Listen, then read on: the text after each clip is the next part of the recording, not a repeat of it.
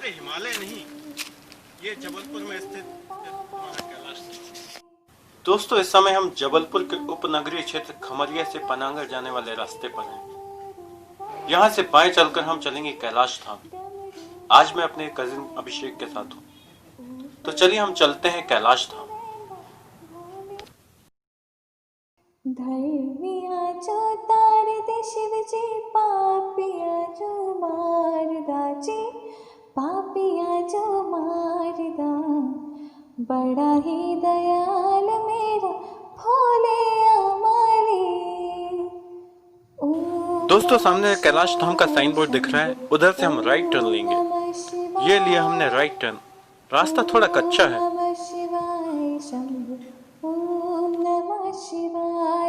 पहले यहाँ सिर्फ जंगल था, यहाँ कोई बस्ती नहीं थी। जंगल में चट्टानों की और पेड़ों की अवैध कटाई हो रही थी, जिसके कारण यहाँ की हरियाली खतरे में पड़ गई। फिर नर्मदा मिशन के संस्थापक समर्थ सदगुरु भैया जी सरकार इधर आए और अवैध कटाई के विरुद्ध मुहिम शुरू हुई। उन्होंने ही कांवड़ यात्रा शुरू करवाई। हजारों की संख्या में कांवड़ियां यहाँ ग्वारीघाट से कैलाश धाम पैदल यात्रा कर एक कांवड़ में नर्मदा जल और एक कांवड़ में पौधा लेकर आते हैं। नर्मदा जल से भोले का अभिषेक करके पौधे को यहाँ रोपित किया जाता है। क्या आपको पता है, ये कांवड़ यात्रा भारत की सबसे बड़ी कांवड़ यात्रा है, जिसे सन 2019 में Limca book of world record में जगह मिली।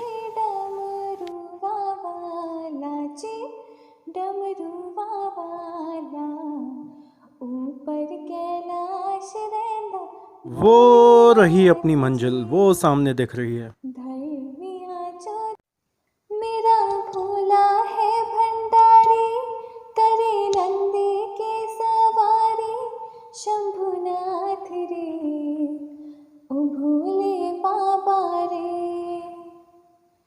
सबना रखवाला शिव जी, डमरू वाला जी, डमरू वाला, ऊपर कैलाश रहंदा भोलेनाथ जी।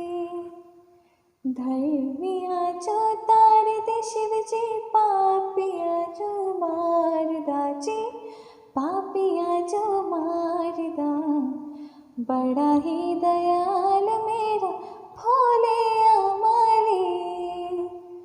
ओम नमः शिवाय शंभो, ओम नमः शिवाय, ओम नमः शिवाय शंभो, ओम नमः शिवाय। ओ मेरा भोला है भंडारी, करे नंदी की सवारी, शंभुनाथ रे। दोस्तों, ये है भोले का प्यारा धाम कैलाश धाम। चलिए अंदर चलते हैं। ओम नमः शिवाय शंभो, ओम नमः शिवाय, ओम नमः शिवाय शंभो, ओम नमः शिवाय। मेरा भोला है भंडारी, करे नंदी के सवारी। ये है भोले का पिंडी स्वरूप में मनमोहक विग्रह। आपने इतनी बड़ी अनगढ़ सफेद पिंडी शायद ही देखी हो। इसी सफेद पिंडी के कारण यहाँ का नाम कैलाश धाम पड़ा। डमरू वाला, ऊपर कैलाश रहंदा भोलेनाथ। मेरा भोला है भंडारी, करे नंदी के सवारी, शंभुनाथ रे, ओ भोले बाबा रे। यहाँ साथ में स्थापित है दादा ठनठन पाल जी की जीवित स्वरूप प्रतिमा। दादा ठनठन पाल जी के बारे में हम अगले वीडियो में जानेंगे। चलिए मंदिर की परिक्रमा करते हैं। कहते हैं शंकर जी की आधी परिक्रमा की जाती है, परंतु मैं आपको दर्शन करा रहा हूँ, तो हम पूरी परिक्रमा करेंगे।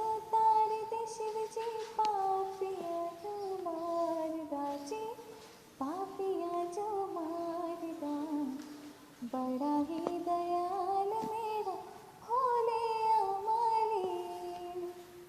ओम नमः शिवाय शंभो, ओम नमः शिवाय, ओम नमः शिवाय शंभो, ओम नमः शिवाय। ओ मेरा चलिए अब आपको करवाता हूँ बाहर बैठे शिव के प्यारे गण नंदी बाबा के दर्शन।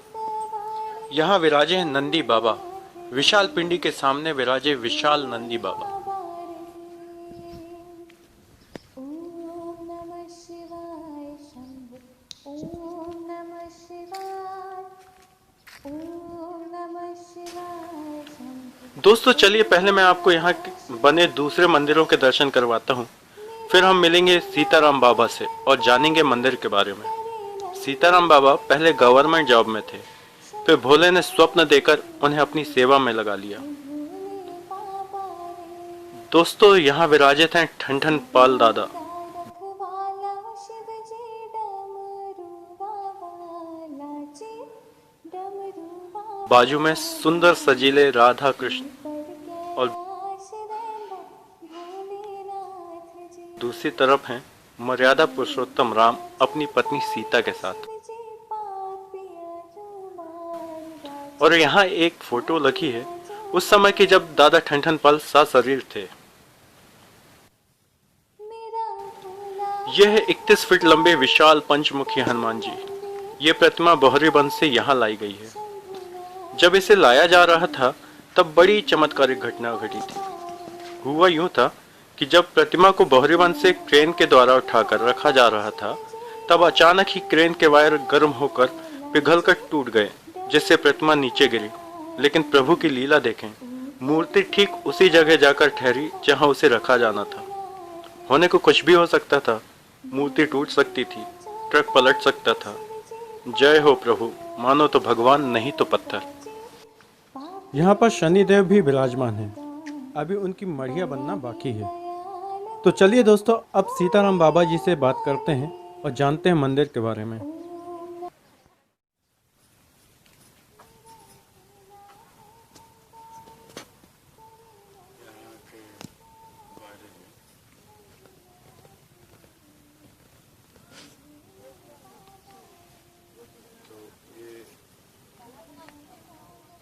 कैलाश धाम के बारे में जो भी यहाँ पे कैसे स्थापना हुई और कैसे उस स्थापना का माध्यम बना, तो ये सब एक बहुत बड़ी चर्चा का विषय है।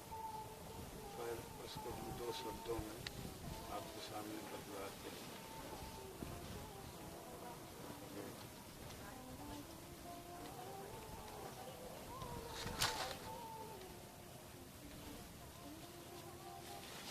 थोड़ा समझदार होने के बाद कुछ हमारा लगाव जो है भगवान की सेवा भक्ति में लगता है, जिसके कारण से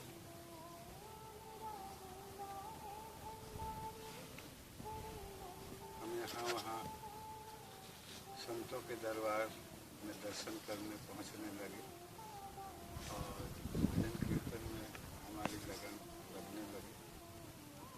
तो हमारे भगवान की कृपा से कुछ मन में ऐसा था कि हमको कोई ऐसे संत मिले हैं जिससे कि हमारा कोई जीवन उद्धार हो सके। ऐसे घूमते फिरते दरबारों में पहुंचते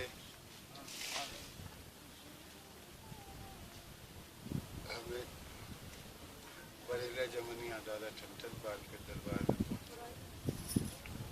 वहाँ हमें सत्संग मिला, भगवान के भजन का मार्गदर्शन मिला और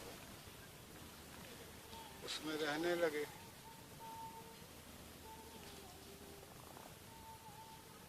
तो ऐसे इस जगह के बारे में हमको एक स्वप्न सा हुआ और स्वप्न वो ऐसा हुआ कि हम उसको भूल नहीं सके। जबकि हमारा सहयोग ये था कि हम 72 में गवर्नमेंट सर्विस में हो गए थे और इस जगह में हम कम से कम 20-25 वर्ष इस तरफ आ नहीं सके। अचानक ये स्वप्न हुआ और उसका एक संयोग बना, तब हम उस जगह में पहुँचे और भोलेनाथ भगवान की कृपा से, गुरु कृपा से प्रेरणा हो चुकी थी कि हमें कुछ करना है, और कैसे करेंगे ये सब तो हमारे लिए बड़ा कठिन था। पर यह है कि भगवान की कृपा का मार्गदर्शन, संतों का मार्गदर्शन हमको मिलता चला, और हम यहाँ पे आए।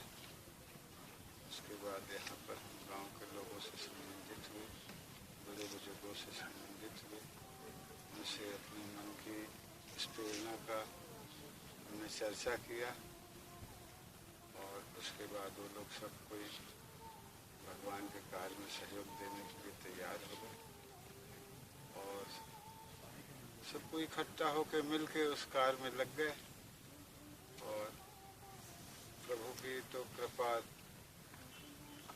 थी ही और है ही, ये उन्हीं की इच्छा थी कि ये कार्य यहाँ पे ऐसा हो, तो उनने सभी भक्तों को एक अपना निमित्त बना करके अपने कार्य को धीरे धीरे उन्हें पूरा करा लिया, और उन्हीं की कृपा से अभी चलता भी है।